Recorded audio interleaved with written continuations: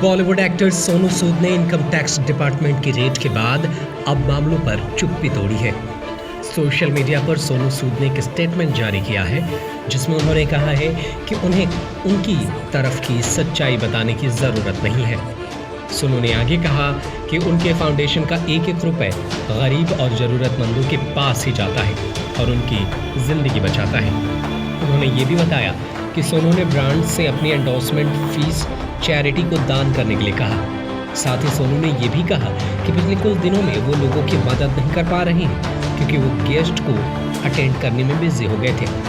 सोनू सूद ने अपने पोस्ट में लिखा, आपको हमेशा अपनी तरफ की कहानी बयां करने की ज़रूरत नहीं है, वो तो समय है जो सब बता देगा। मैंने कसम खाई थी कि मैं मेरे देश के लोगों की मदद करूंगा।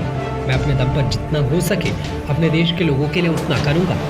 मेरी फाउंडेशन का एक एक रुपए किसी ज़रूरतमंद की ज़िंदगी को सुरक्षित बनाने में लगता है। सोनू ने आगे कहा, मैंने अपने साथ काम करने वाले ब्रांड्स को भी कहा कि मेरी फीस को गरीबों के नाम चैरिटी कर दी जाए।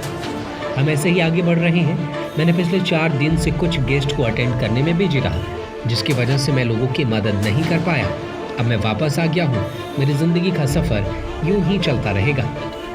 बता दें कि सोनू सूद के घर पर इनकम टैक्स की छापेमारी की कार्रवाई के बाद विभाग ने प्रेस कॉन्फ्रेंस करके बताया था कि सोनू सूद 20 करोड़ से ज़्यादा की टैक्स चोरी में शामिल पाए गए हैं। छापे के बाद CBDT केंद्रीय प्रत्यक्षण बोर्ड ने बताया कि बॉलीवुड एक्टर और उनके सहयोगियों के परिसरों की तलाशी के दौरान टैक्स चोरी से जुड़े सबूत मिले हैं।